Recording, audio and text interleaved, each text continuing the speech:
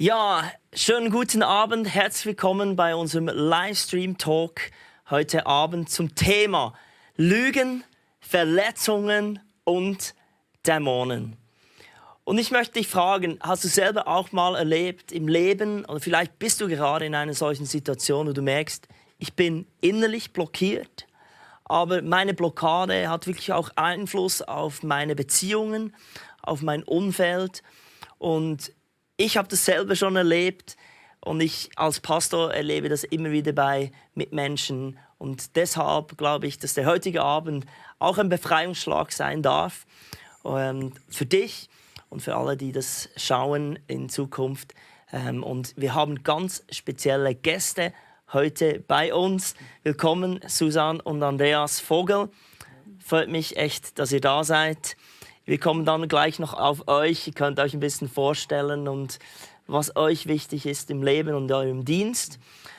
Ich möchte wirklich heute darüber reden, ein paar Fragen stellen und ihr habt auch die Möglichkeit, Fragen im Live-Chat zu stellen. Wir machen es extra nicht per Slider, sonst haben wir da verschiedene Plattformen. Also schreibt eure Fragen in den Live-Chat und wir versuchen die aufzunehmen. Wenn wir sie nicht aufnehmen, dann werden wir sie im Nachhinein wirklich in den Kommentaren beantworten, denn nicht alle Fragen sind für die Allgemeinheit. Aber wir werden uns die Mühe nehmen, während dem Live-Chat, die Fragen, die während dem Live-Chat gestellt wurden, dann wirklich auch aufzugreifen. Ja, Andreas und Susanne, toll, dass ihr da seid. Meine erste Frage an euch, kurz, was brennt euch, für was brennt euer Herz überhaupt? Wieso seid ihr heute da? Also danke für die Einladung. Unser Herz brennt, wie du erlebt hast, dafür, dass Menschen Jesus persönlich erleben. Dass sie nicht mehr blockiert sind, dass sie das Leben genießen können, auch Gott genießen können und erleben, wie Hindernisse beseitigt werden, wie Beziehung wieder möglich ist, die vorher nicht möglich waren und wie sie Dinge machen können wieder, die vielleicht undenkbar gewesen wären.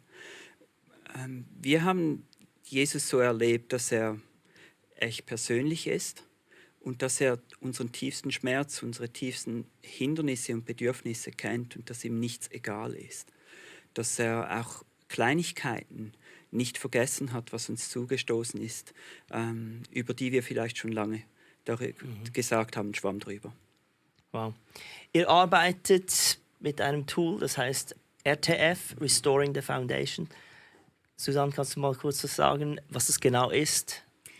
Ich möchte nicht zu viel verraten, aber es ist eigentlich ein Seelsorgeansatz und ein Heilungs- und Befreiungsdienst, den wir machen. Und er enthält eigentlich 4 Bereiche, die wir auch eben ansprechen wollen heute Abend. Die Sünden, Lügen, Verletzungen und Dämonen. Und das Wichtige an RTF ist eben, dass wir die 4 Bereiche in einer Sitzung immer angehen, damit wirklich tiefe Heilung entstehen kann.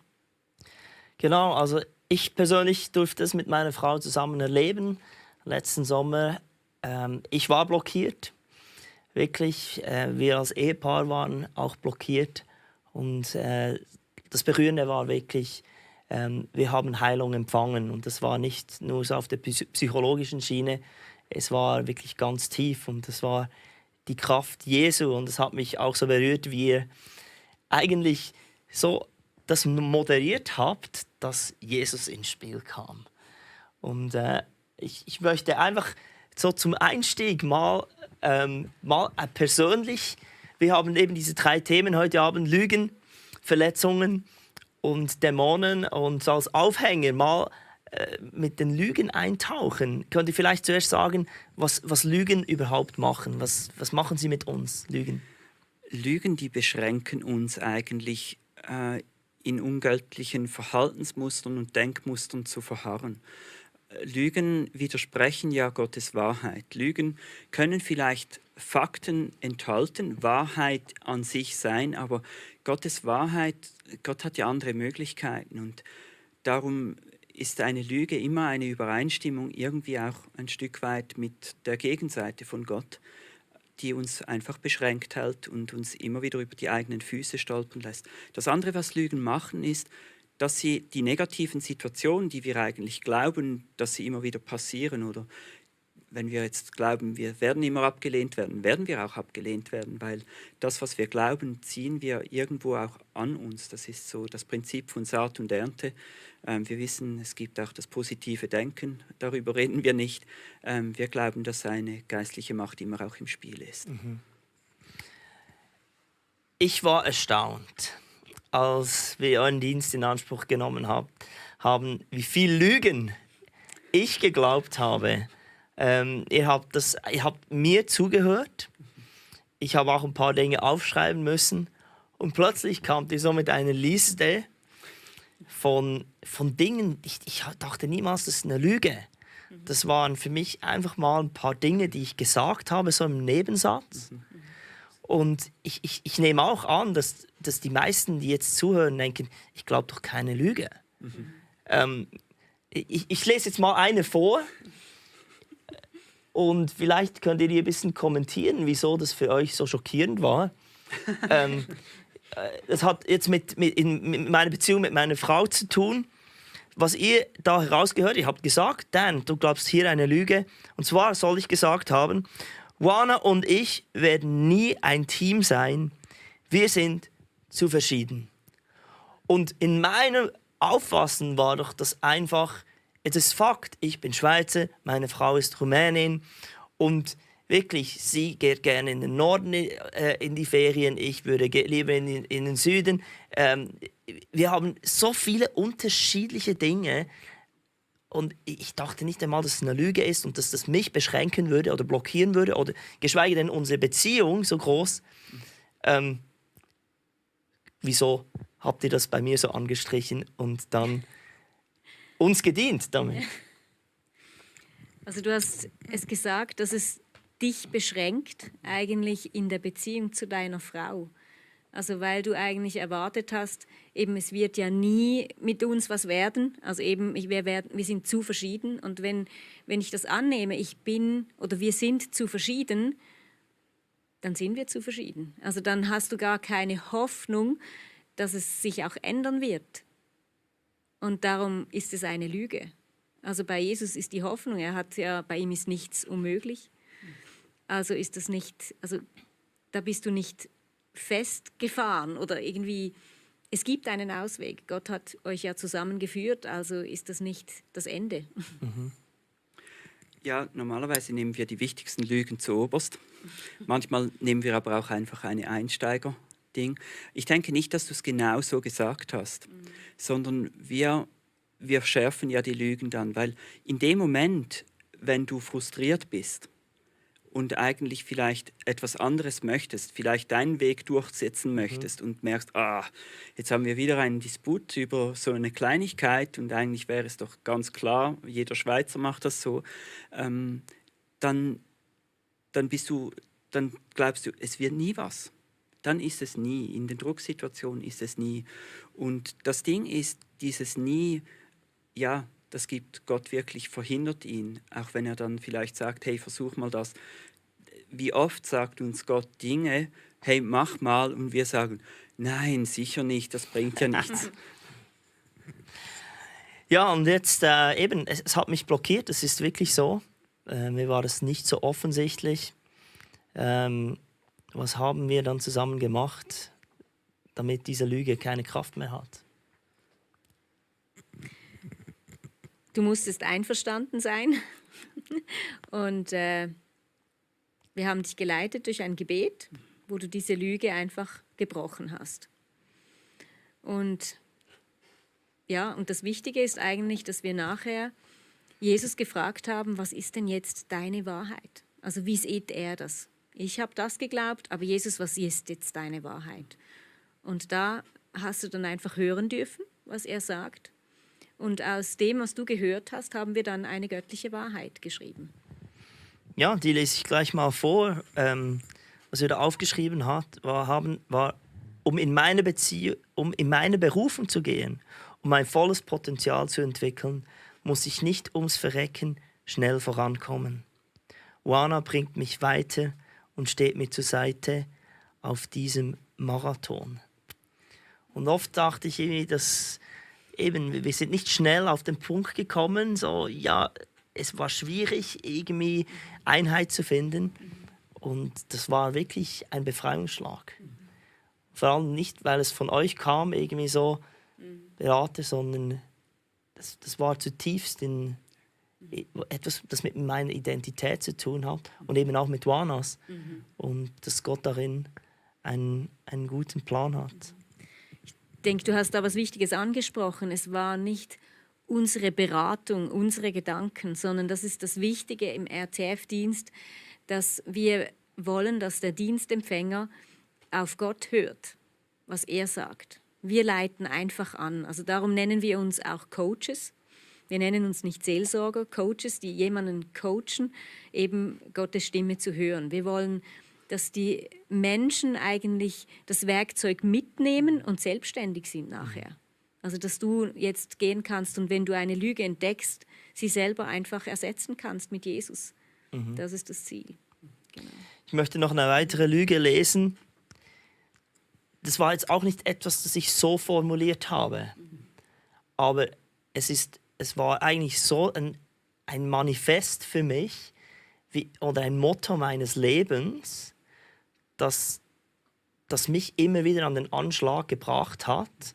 Und zwar lautet das: Nur Leistung erbringen und etwas Großes erreichen gibt mir Sinn. Und klar, habe ich immer zu viel. Und klar habe ich zu wenig Zeit für Familie. Und die Prioritäten waren dann total verkehrt. Aber in mir, das war wirklich etwas wie eingebrannt.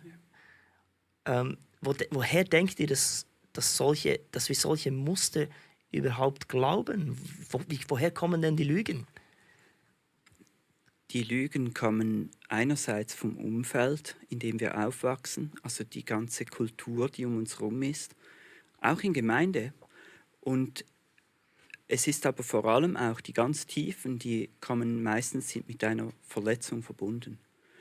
Also als Kind haben wir ja eigentlich keinen Plan.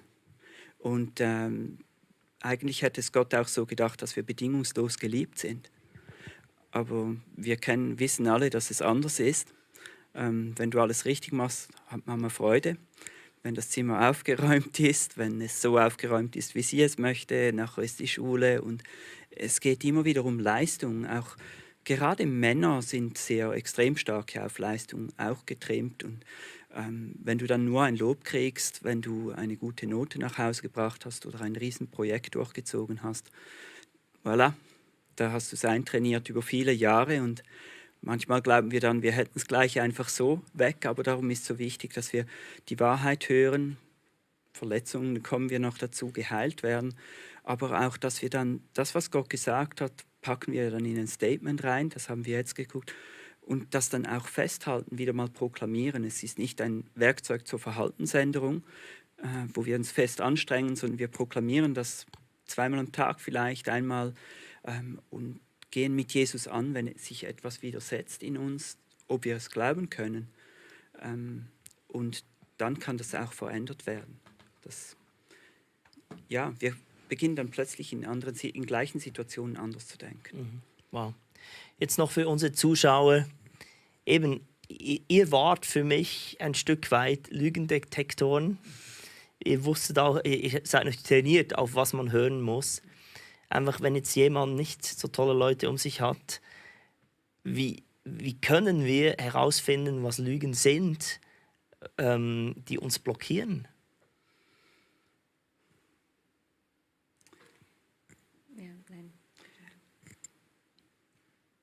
Ich denke, dass wir in Situationen, die schwierig sind, dass wir die vielleicht begrüßen als eine Möglichkeit herauszufinden, was abgeht. Oh.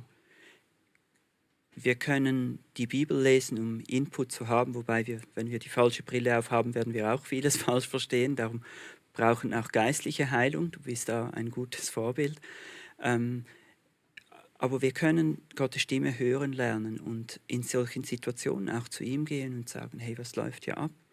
Was glaube ich denn überhaupt? Warum passiert das immer wieder? Vielleicht nur die Frage, was geht hier ab? Offene Frage, und dann kann Gott sprechen in die Richtung. Und oftmals landen wir in einer Verletzung bei solchen Fragen. Vielleicht, wo wir mal beginnen, wo hat das begonnen? Vielleicht fragen wir sogar das. Aber dann auch zu sagen, was habe ich denn geglaubt? Was ist denn das? Was ist mein Stolperstein, über den ich immer wieder falle? Wo habe ich wie dem Feind die Hand gegeben und habe jetzt immer das Schlechte wieder reingeholt? Auch wenn, ich konnte ja nichts dafür, für viele Sachen, die mir passiert sind. Aber das ist so eine Möglichkeit. Also wir können das lernen eigentlich, Gottes Stimme zu hören. Wir können mehr Input über solche Sachen haben. Wir können in Gemeinschaft sein, wo Leute sind, die vielleicht auch etwas weiter sind. Aber wir können vor allem Gott begegnen, im Du und Du auch im Alltag. Es ist alles irgendwo wichtig. Und Gott arbeitet nicht nur in einem RTF-Dienst, sondern kann auch an vielen anderen Orten arbeiten. Einfach, wenn wir vielleicht genug entspannt sind, um ihn reden zu lassen und nicht versuchen, alles zu kontrollieren. Das ist sehr gut, ja. Oder anderen immer die Schuld in die Schuhe zu schieben. Vielleicht mal fragen, Herr, könnte es sein, dass ich hier irgendetwas falsch glaube oder ein falsches Verständnis habe? Ja. Und ich fand es schon noch krass. Also, ihr habt eigentlich Lügen aufgedeckt, die ich über mich, also was ich über mich denke, was ich über meine Frau, meine Kinder denke, was ich über die Kirche denke, aber auch über Gott. Also da ganz viele Dinge, die mich blockiert haben. Und das dann wirklich mit Hilfe vom Wort Gottes und des Heiligen Geistes zu erneuern, das war echt ein Befreiungsschlag. Lasst uns zum zweiten großen Thema kommen von heute Abend, Verletzungen. Das ist schon kurz angetönt. Gibt es Anzeichen dafür, dass wir verletzt sind? Also es gibt ja die ganz offensichtlichen Dinge, die man in seinem Leben erlebt. Aber woran können wir erkennen, dass trotzdem Verletzungen da sind? Das hat mich auch eigentlich schockiert in RTF. Da waren wirklich Verletzungen in meinem Leben, die nicht so offensichtlich waren, aber mich unglaublich blockiert haben.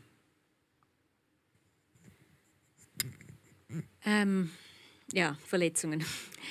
Ich kann vielleicht mal ein Beispiel von mir geben. Ich denke, das ist etwas, was für Frauen, vielleicht, ja, ich bin eine Frau, sehr wichtig oder ja, oft ist. Also ich habe erlebt als Kind in verschiedenen Situationen, also dass man mir gesagt hat, zum Beispiel, warum bist du so dick?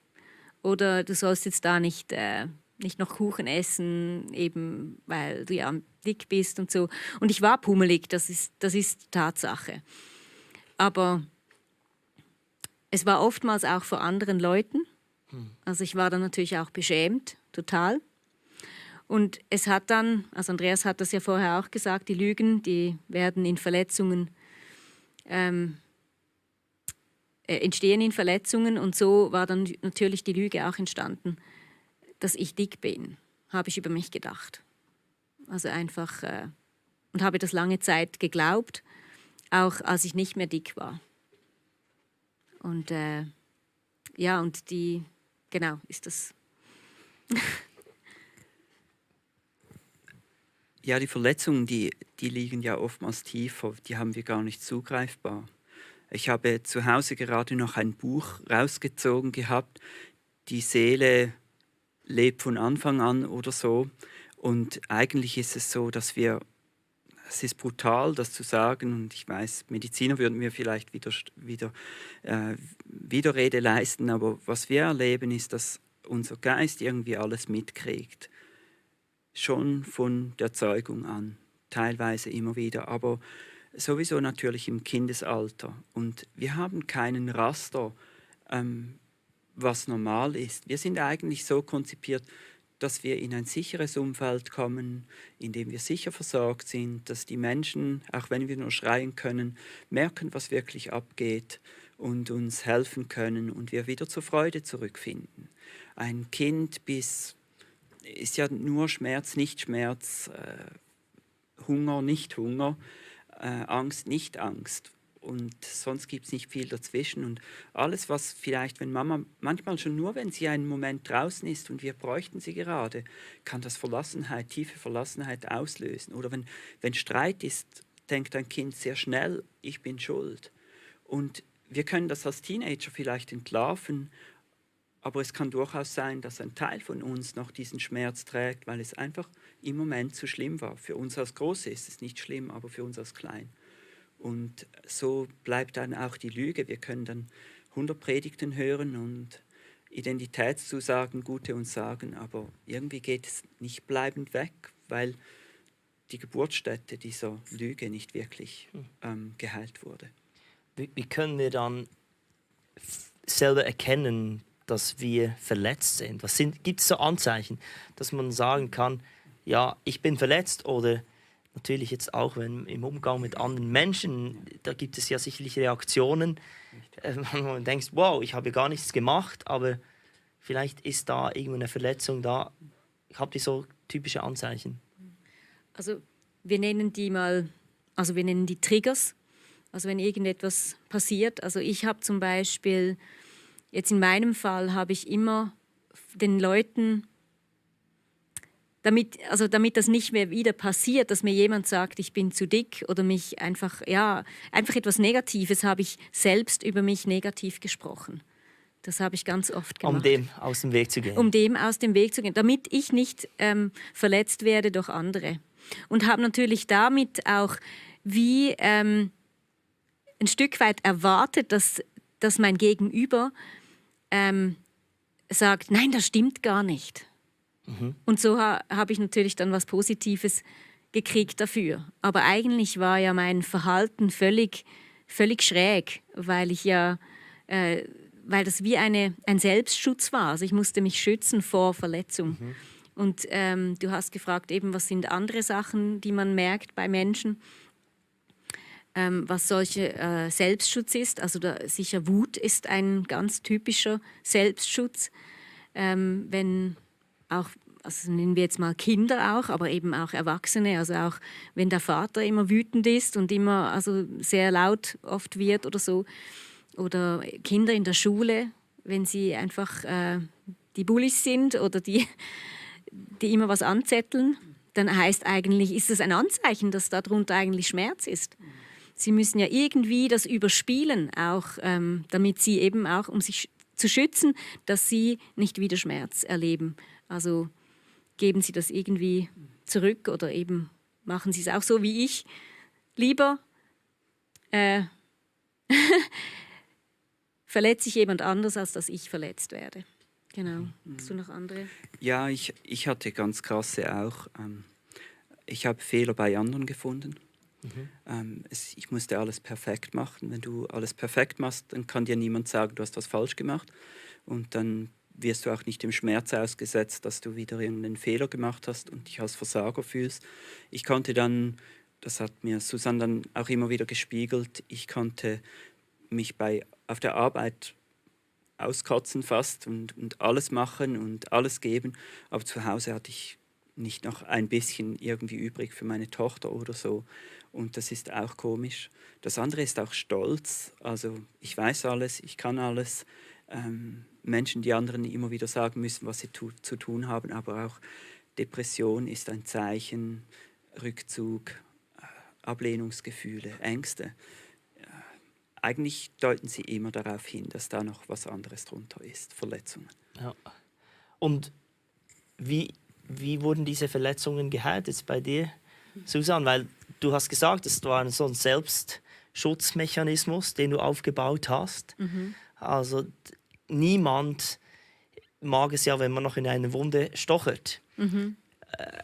Und ich glaube, das ist ja irgendwie das Traurige an uns Menschen, dass jeder von uns hat Verletzungen erlebt. Mhm. Es tut weh, zerbrechlich zu sein. Ja. Wie hast du das überwunden? Also ich muss zugeben, dass ab und zu kommen wieder mal so Gedanken. Aber ich würde mir trotzdem sagen eigentlich, dass ich geheilt bin. Also das heißt, geheilt heißt für mich, ich habe Jesus gefragt, okay, wo ist diese Lüge da entstanden? Und Jesus hat dann eine Situation gezeigt. Eine war, da war ich wahrscheinlich so in der, ich weiß gar nicht, eher in der Unterstufe, so sagen wir mal 3. Klasse oder so. Da war ich in einem speziellen Turnen, einfach ein Turnen, zusätzliches Turnen. Meine Geschwister waren da auch da und ich war damals ich war klein, ich war eher rundlich und da war nicht alles so einfach. Also zu mir über den Bock zu springen zum Beispiel, das war die Herausforderung. Das habe ich gehasst, weil ich bin zu klein. Irgendwie, das kann man nicht, oder fast nicht. Gut. Und Jesus hat mir die Situation gezeigt, dass dieses eine Mädchen eben gesagt hat, warum bist du eigentlich so dick? Einfach so. Und irgendwie, das war schon ein Schock. Und so ist, also bei RTF ist einfach, wenn es um eine Heilungssituation geht, dass wir dann einfach auch Jesus fragen, wie habe ich mich da gefühlt? Also dieser kleine Teil von mir, diese kleine Susanne, wie hat sie sich gefühlt? Und ich durfte das Jesus dann einfach geben, diese Gefühle, diese negativen, schmerzhaften Gefühle. Und weil es heißt ja, Jesus ist der Heiler und er hat diese Gefühle dann weggenommen. Und ich habe ihn gebeten, mein Herz zu heilen und habe einfach geguckt, wie er das heilt. Wow. Aber ich nehme jetzt nicht an, dass es dir bewusst war, dass diese Worte von diesem Mädchen in der 3. Klasse so viel Schmerz gemacht haben. Oder war das wie so, du trugst in dir keinen Groll gegenüber diesem Mädchen, das dich gefragt hat, wieso bist du so dick? Das war nicht so vordergründig, oder? Nein, ich habe mich, also ich konnte mich, rational konnte ich mich an die Situation erinnern. Das stimmt. Aber ich habe nie darüber nachgedacht und sie war eine Freundin eigentlich von mir. Also nicht, dass jetzt das irgendwie groß, ich weiß es nicht. Also es ist auch ein bisschen verdrängt. Wahrscheinlich habe ich es verdrängt. Das Negative, ja, habe ich sicher verdrängt, ja. Aber es war nicht die einzige Situation in dieser Bereich. Also ich habe ja das geglaubt und wir wissen eben, wir ziehen das an. Und da gab es auch noch andere Situationen, die der Heilige Geist mir doch noch zeigen musste, weil eben nicht alles einfach so schnipp dann doch weg war, sondern es brauchte noch ein paar Schritte mehr und er hat mir einfach mehr Situationen gezeigt, die er dann auch geheilt hat. Wow. Und es wurde immer, also einfach mit jeder Situation einfach immer besser.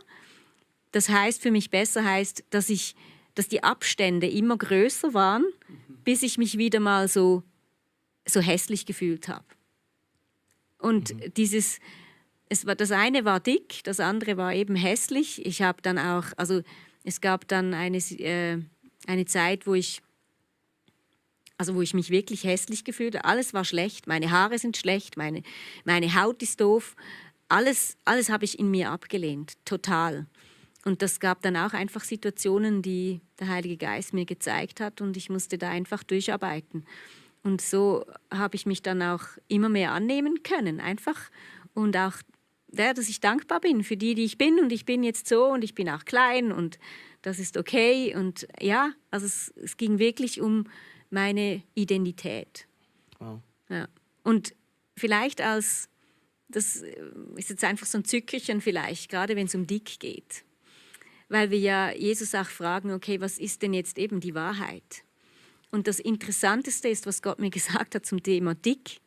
Er hat mir gesagt, weißt du, dick ist einfach ein Adjektiv.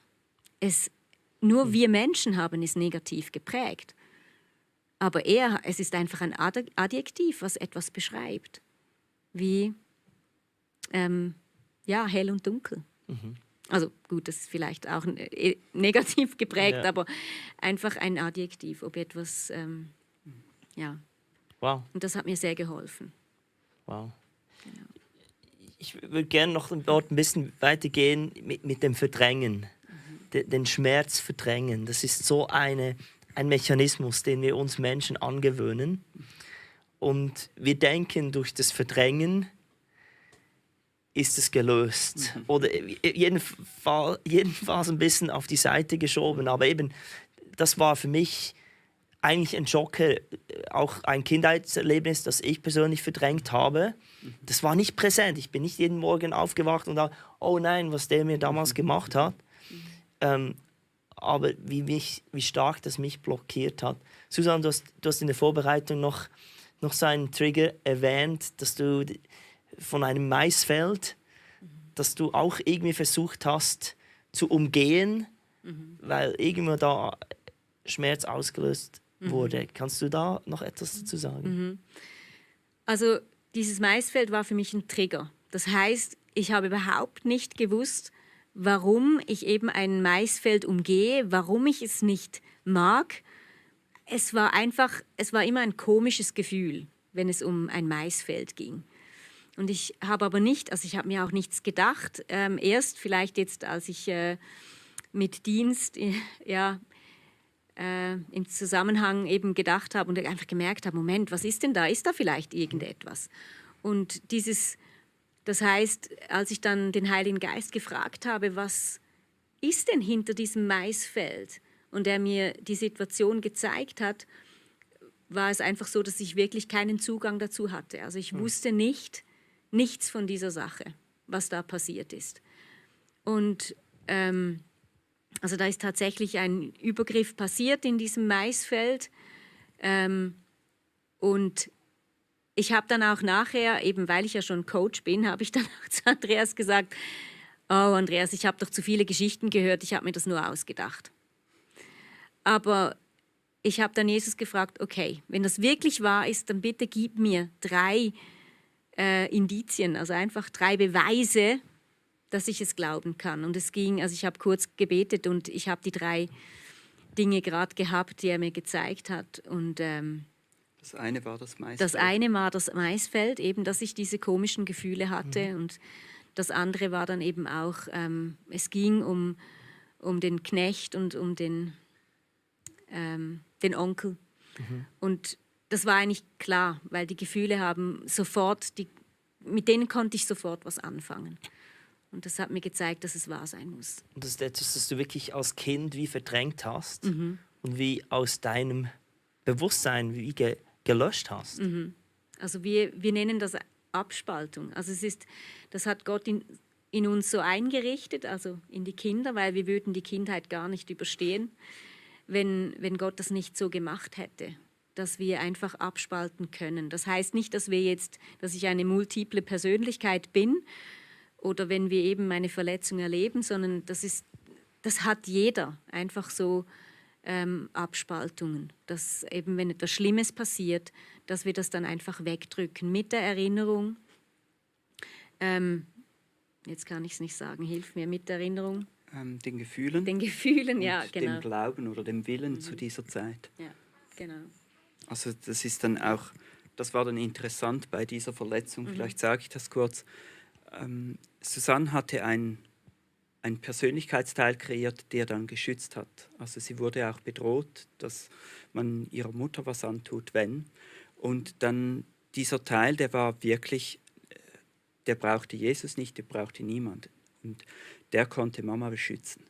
Der war stark genug. Der war stark genug. Jesus ist dann auch gekommen, also Susanne hat ihn dann wahrgenommen mit irgendwie 5 Meter groß und Armeestiefel an und die Armeestiefel waren so ihre Größe und auch dann sagte sie, ich brauche Jesus nicht. Und irgendwie, es ist immer wieder interessant, wie Jesus diese Kindteile in uns irgendwie doch zu überzeugen weiß. Wir stellen Fragen, die wir vom Heiligen Geist empfinden und wenn dieser Teil unseres Herzens ist ja einfach eine Unterteilung des Herzens, ist alles wir. Wenn dieser Teil an Jesus vertraut, dann kann auch die Heilung kommen. Also mich fasziniert wirklich der Gedanke, dass wir verletzt sind, Schmerz in uns tragen, aber wir merken es nicht, wir verdrängen es. Und ich glaube auch so eben etwas, was ich an mir selber gelernt habe, aber auch im Umgang mit anderen Menschen, dort, wo Menschen ganz stark etwas versuchen zu kontrollieren, wie du jetzt auch gesagt hast, da brauche ich Jesus nicht. Da habe ich es im Griff, dass wir eigentlich die Demut haben und es sollte wirklich so auch ein Weckruf sein. Wahrscheinlich gibt es da irgendetwas, das uns so viel Schmerz verursacht hat in der Vergangenheit, dass wir heute stark sein müssen und eben das blockiert uns, wenn man selber alles im Griff haben muss und das Leben hat man ja nicht im Griff. Hast du, Andreas, noch etwas in der Richtung erlebt, Ja, ich habe viel erlebt in diese Richtung. Ich war eine sehr, sehr verletzte Person. Ich wusste das nur nicht, weil mein Leben hat geglänzt und ich hatte alles im Griff und mein Job war gut und irgendwann mit 35 bin ich dann zusammengeklappt und war 2 Jahre im Burnout, Depression. Ich hatte Angstzustände. Ich wollte mich x-mal natürlich auch umbringen, aus der Depression raus. Es hieß, ich hätte eine Persönlichkeitsstörung, was auch sehr akkurat gesagt war. Aber was darunter war, das konnte man nicht sehen. Und ich habe dort viel Therapie gemacht, verschiedene Arten, habe Befreiungsdienst erhalten und Seelsorge. Und es hat alles nicht ganz so sehr gefruchtet. Und in diesem Zusammenhang sind wir dann zu RTF gekommen. Und Jesus hat es geschafft, innerhalb von 3 Wochen mich so weit wiederherzustellen. Ich konnte 2 Jahre nicht arbeiten, war voll erwerbsunfähig und nachher konnte ich wieder voll arbeiten. Wow. Aber das war erst der Anfang. Ich hatte wirklich alles weggespalten. Ich hatte so viele Persönlichkeiten geformt, um irgendwie zu überleben, dass ich mir selbst im Weg stand. Das Ding war, als wir begonnen haben, das aufzuräumen, dann wurde es ehrlich gesagt etwas mühsam zu Beginn. Da müssen wir die Leute auch vorwarnen jeweils, weil wir können dann nicht mehr die gleichen Register ziehen, wenn sie geheilt sind. Also dürfen wir lernen, da mit Jesus neue Konzepte zu entwickeln. Bei mir war es einfach so, ich hatte so viele Übergriffe von verschiedenster Art über längere Zeit erlebt, dass ich ein ganzes Spektrum von Abspaltungen machen musste, um das irgendwie überhaupt zu überleben. Und es ist leider auch so, dass auch Gruppen, die das ganz bewusst machen, organisiert machen, die wissen um diesen Abspaltungsmechanismus, den Gott geschaffen hat, und machen sich den zunutze, um eigentlich Sklaven zu schaffen. Wow. Wie hast du das am Schluss überwunden? Also es ist, ich hatte sehr, sehr, sehr, sehr, sehr, sehr, sehr viel Dienst über einige Jahre. Ich musste dann auch nochmals Pause machen. Nachher war es so, eigentlich ist es erst 7 Jahre später richtig aufgerissen, was da alles unten dran ist. Und das ging dann über mehrere Jahre, wo ich so 2-wöchentlich vielleicht mal 3-4 Stunden daran gearbeitet habe, aber auch dazwischen.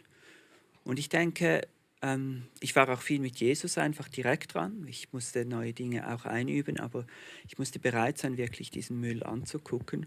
Das Coole ist, wenn wir wirklich Jesus vertrauen, dann kann er genau die Dinge öffnen, die jetzt dran sind und eine Vielzahl an Folgeerinnerungen mit einer Verletzung heilen. Aber dieses Vertrauen ist ja gerade von verletzten Menschen extrem schwierig. Ich war misstrauisch ohne Ende. Ich hätte vielleicht nicht mal mit Männern im gleichen Raum zusammensitzen können, wenn sie sehr männlich waren oder so, weil ich viele Übergriffe auch in diese Richtung erlebt habe.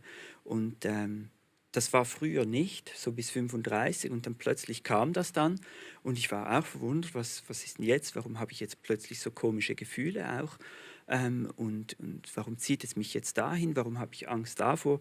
Ich war völlig verwirrt und dachte, ich spinne einfach. Also ich habe mich immer wieder als Psycho gesehen, aber durch dass mir Jesus diese Basis gegeben hat, seine Stimme zu hören und auch aus der Bibel und Gesprächen und natürlich auch von Vielzahl von Begegnungen mit anderen Christen gelernt zu haben, wie er wirklich ist, das hat mir dann die Basis gegeben, um da irgendwie nicht wahnsinnig zu werden, als das Zeugs dann wirklich da war. Wow. Kann man sowas erst machen, wenn man wirklich in der Krise ist? Oder weil eben jeder Mensch ist am Verdrängen. Wie könnte man sowas in einen gesunden Alltag einbauen?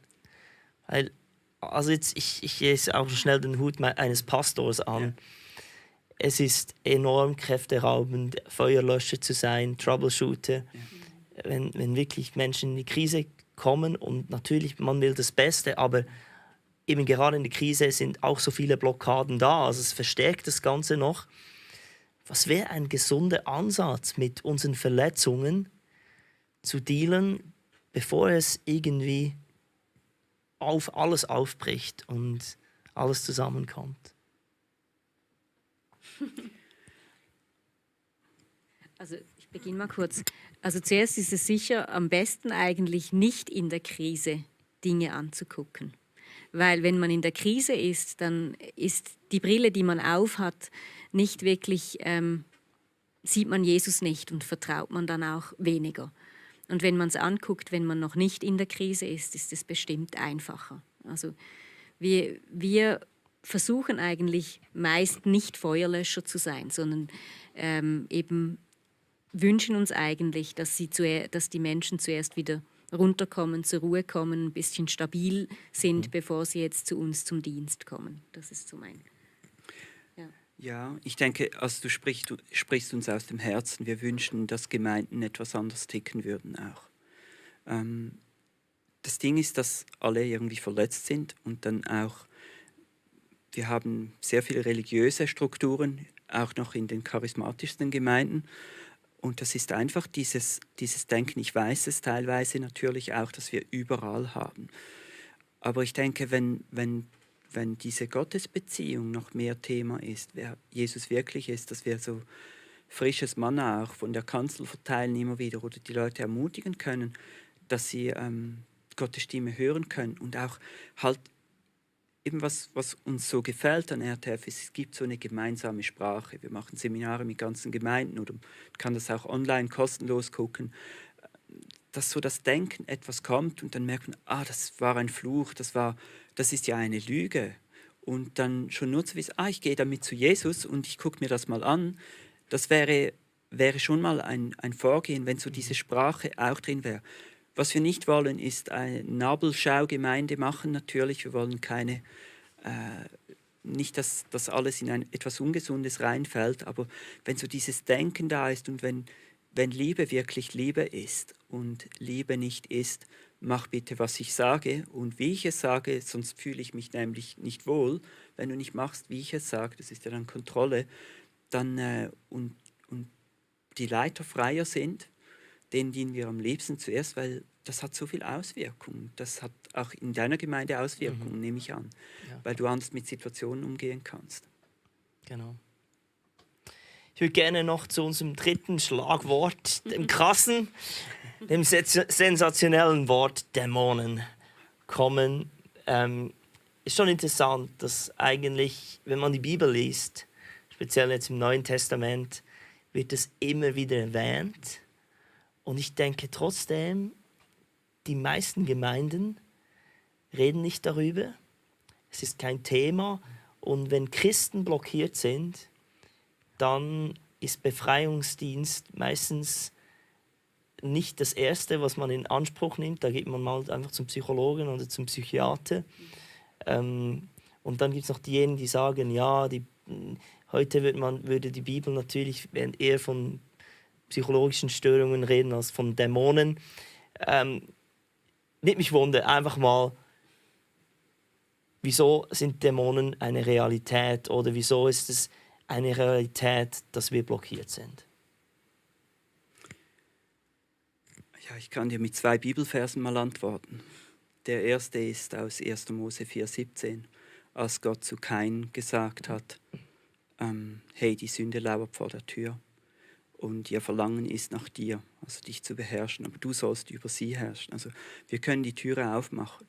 Und Jesus hat dann gesagt, wenn mich nicht alles täuscht, Johannes 8,34, wer die Sünde tut, ist der Knecht der Sünde. Also wir sind Sklaven von der Sünde. Und so jeder Mensch sündigt, auch wir Christen leider noch, und da hat es immer auch mit Dämonen zu tun. Also dieser geistliche Druck, der ist real. Und ich denke, wir könnten vielleicht auch viele Menschen abholen, die auch Erfüllung gesucht haben und weg von der Gemeindekirche gegangen sind, weil einfach alles sehr kopflastig ist. Wenn wir das angucken würden, dass Gott uns ja eigentlich sind wir ein Geist, der eine körperliche Erfahrung macht. Es heißt im Prediger, dass der Geist von Gott ausgeht, weil es heißt, der Geist geht zurück zu Gott, der ihn gegeben hat. Also wir kommen eigentlich, unser Geist kommt von Gott in den Körper und geht wieder zurück. So ist es, wie wir es erleben jedenfalls. Es heißt so in der Bibel, ist natürlich jetzt vielleicht etwas ein tricky, diesen Vers so zu nehmen, aber so erleben wir es echt, weil wir ja mit Menschen zu tun haben, die echt tiefste Gebundenheiten haben. Und ich habe das auch erlebt. Bei mir war extrem viel Dämonisches. Ich habe die andere Seite auch kennengelernt, diese nächtlichen Ängste, Albträume, plötzliche Gegenwart gespürt irgendwo. Und das ist eine Realität. Der Feind ist überall auch involviert. Es heißt ja auch, Jesus ist gekommen, die Werke des Feindes zu zerstören. Aber wo sehen wir, die Werke des Feindes sind überhaupt nicht zerstört. Der läuft sogar in den Gemeinden teilweise weiter, wo Zwist und Zwietracht ist. Das ist ja nicht das Werk vom Heiligen Geist, der vereint ist. Also was wollen wir da sagen? Christen können keine Dämonen haben. Das ist überall. Und das Ding ist, dass wir genau im Geist eigentlich in diesem Vorstellungskraft drin, vielleicht auch so wie ein Bildschirm, wo der Feind auch Sachen projiziert und Ängste drauf spielt oder wir uns Dinge wünschen und uns in Fantasiewelten flüchten, was uns auch gefangen nehmen kann. Dort spricht auch Gott. Und wenn Gott spricht, dann kommt Frieden und Ruhe und Klarheit. Und wenn Gott was aufdeckt, dann ist es nie vernichtend, sondern er sagt auch nicht, jetzt musst du Bußübungen machen, für das ist ja Jesus am Kreuz gestorben, sondern er möchte nur, dass wir es einfach bekennen und sagen, ja, das ist so, ich will umkehren, hilf mir bitte, und dann hilft das auch, dann geht das weiter. Wow. Weil ich denke, jetzt schon von Dämonen hat man ja irgendwie Angst. Also das kennt man von den Filmen oder so. Und ich denke auch, niemand will irgendwie sagen, ich hätte die Dämonen. Also es ist auch irgendwie vielleicht etwas, was man verdrängt. Wie merkt man, dass man den Einfluss des Bösen in seinem Leben haben könnte? Also entweder blendet man das komplett aus, aber gibt es, ähnlich wie jetzt bei den Verletzungen oder so Triggers, wo man sagen kann, das ist ein Anzeichen dafür, dass Dämonen eine Macht bekommen haben, Einfluss in unserem Leben. Teilweise sind es ähnliche Signale. Also schnell wechseln zu Wut. Vielleicht auch eine ungesunde Beharrlichkeit oder Sturheit. Sind immer auch Mächte im Spiel, irgendwie Süchte. Hat auch einen dämonischen Anteil, hat aber vor allem, es hängt immer alles zusammen. Solange die Verletzung nicht geheilt ist und diese kleine Persönlichkeit von uns noch Lügen glaubt und eigentlich daran festhält, teilweise vielleicht sogar Vereinbarungen gemacht hat, weil Mächte da waren. Ja. Ja, sprich du weiter. Wenn wir RTF erklären, ist es eigentlich so, dass wir sagen, eben Dämonen sitzen auf den Sünden, sie sitzen auf den Lügen. Also ich meine, der Feind ist der Vater der Lüge, also sitzen dort die Dämonen auch. Und und eben auf den Verletzungen, da hat er ja auch Anrecht, weil wir dort eben dann Lügen glauben und auch eben diesen Selbstschutz dann aufbauen. Also von daher sammeln wir durch diese Verletzungen eigentlich oder Sünden und Flüche oder Lügen, sammeln wir die Dämonen, würden wir jetzt sagen. Und indem wir eigentlich die Sünden bekennen, aus dem Weg räumen, indem wir die Lügen entlarven und durch Wahrheit ersetzen, indem wir Jesus an unsere Verletzungen ranlassen und seine Heilung empfangen, nehmen wir eigentlich den Boden weg für die Dämonen, für das Böse in unserem Leben. Und so habe ich es auch erlebt, also eigentlich ziemlich unspektakulär, wie ihr Befreiungsdienst gemacht habt. Das ist jetzt nicht irgendwie so, wie man es irgendwie von Afrika oder so kennt. Wollt ihr da noch was sagen? Das Thema Befreiungsdienst. Also das ist, ich denke, das ist so wie die das Letzte, was man noch machen würde wahrscheinlich. Wenn alles nicht mehr nützt, dann geht man noch irgendwie sowas. Ich glaube, da haben wir ein falsches Verständnis, oder nicht? Also bei uns ist es tatsächlich nichts Spektakuläres. Eigentlich, ich würde jetzt mal sagen, zu 99% nicht. Und wenn, dann nur ganz wenig.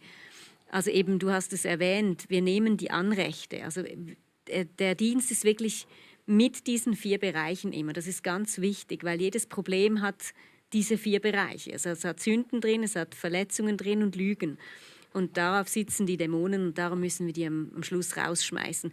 Und es kann sein, dass wenn wir Dämonen rausschmeißen, dass der Dienstempfänger vielleicht ein bisschen gähnt oder so, oder dass er plötzlich müde wird. Das gibt's.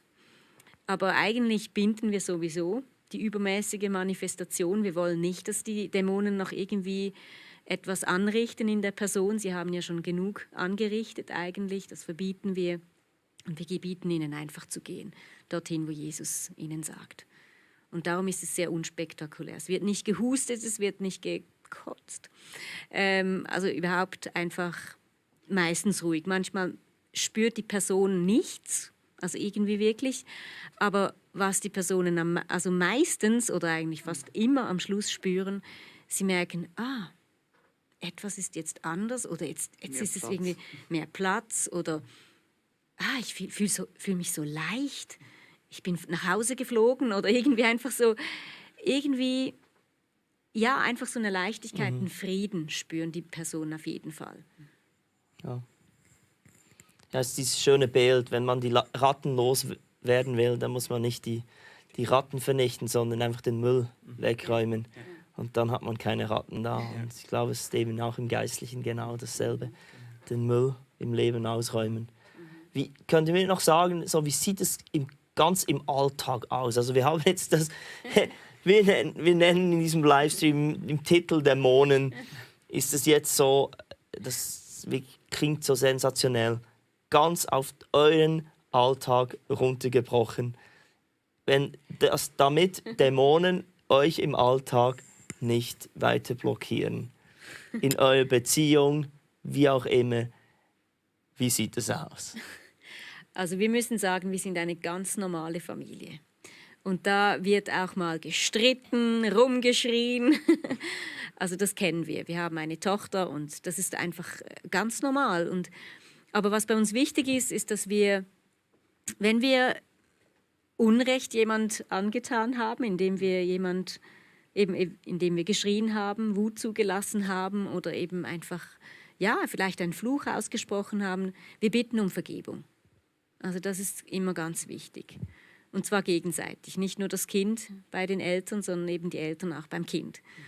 Und was wir gemerkt haben, ist, dass wir, wenn wir dann eigentlich uns versöhnt haben und eben um Vergebung gebeten haben, haben wir gemerkt, das hat schon sehr viel gebracht, aber irgendwie war da noch was in der Luft. Also einfach, wenn dann irgendwie kurz einfach ein komisches Gefühl oder jemand sagt wieder was Falsches, dann geht der andere wieder in die Luft.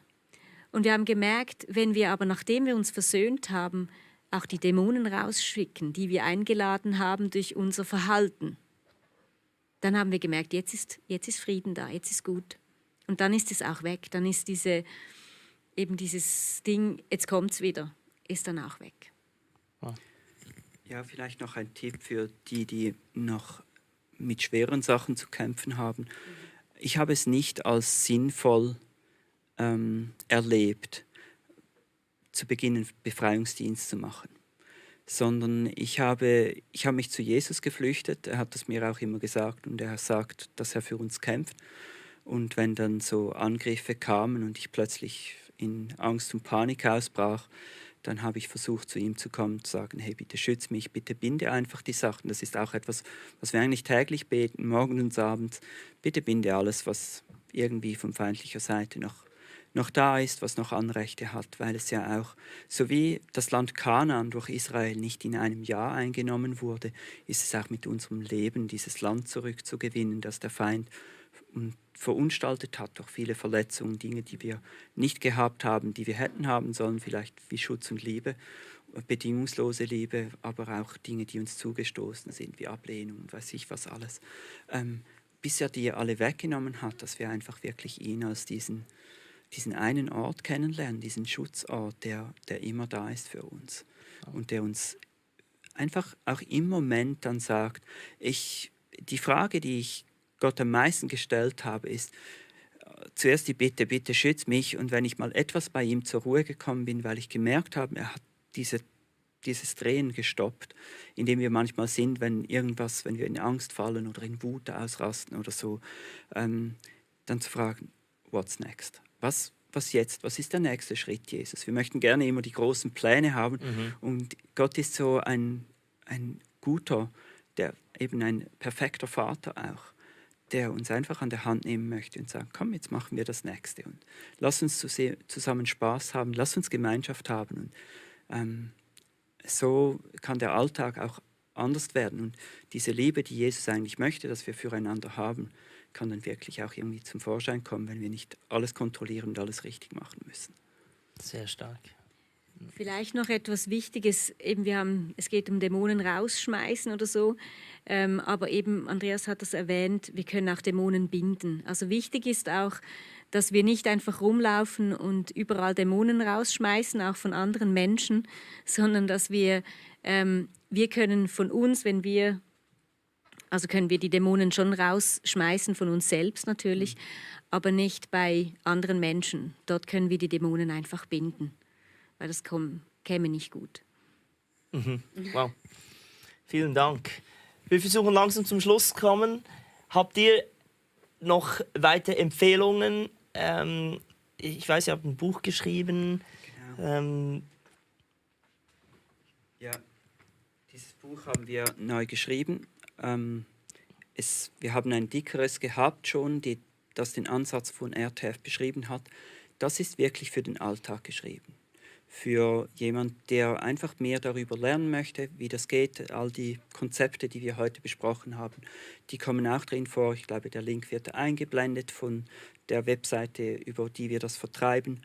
Was wir auch haben, wer sich weiter für dieses Thema interessiert, kann das auch über unsere Webseite rtfdeutsch.org machen. Dort hat es einen Link, so in einem orangen Kästchen, für das Basisseminar. Da kann man sich anmelden und das kostenlos gucken. Das sind 15 Stunden Video, die diese Konzepte vertiefen und immer auch mit Gruppendienst, wo man das dann mal mitmachen kann. Man kann auch eine Unterlagen downloaden. Das ist so eine Möglichkeit, da reinzukommen. Auch, und einfach diesen wirklich zu vertrauen, dass Gott gut ist und dass wir vielleicht noch etwas Neues über ihn lernen können. Sehr gut. Würdet ihr zum Schluss noch für unsere Zuschauer beten? Ich glaube wirklich, wir sind alle davon betroffen, immer wieder blockiert zu sein. Ich glaube speziell auch dann, wenn wir im Glauben mehr wollen. Also ich erlebe das immer wieder persönlich.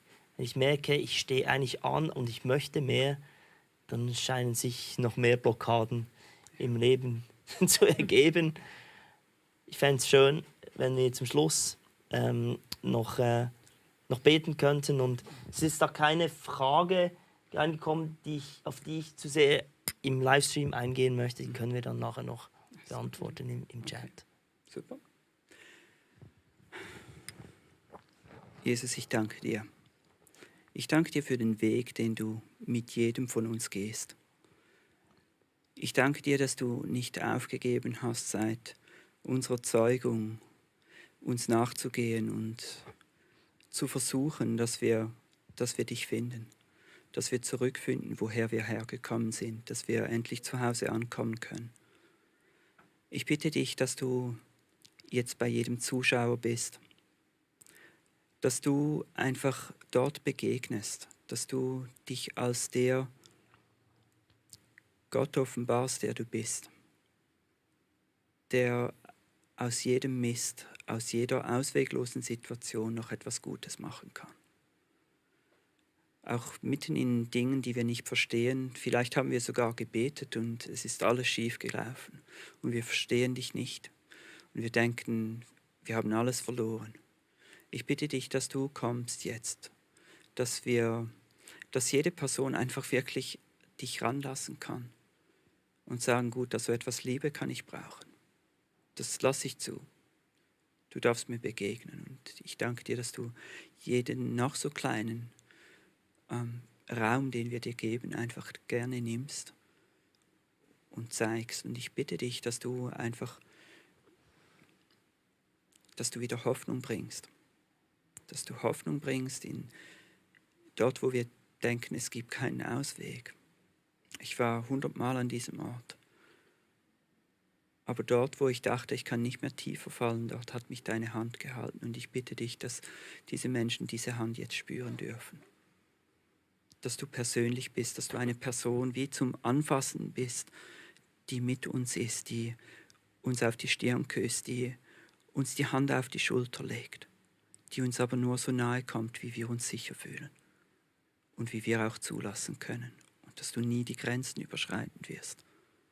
Ich bitte dich, dass du das, was der Feind angerichtet hat in jedem Leben, einfach mal bindest und eine Trennung dazwischen machst, dass du die Teile von uns, die er einfach gefesselt hat, dass du dort etwas lockerst und dich zwischen den Feind und diese Herzensteile stellst, dass diese dich kennenlernen dürfen.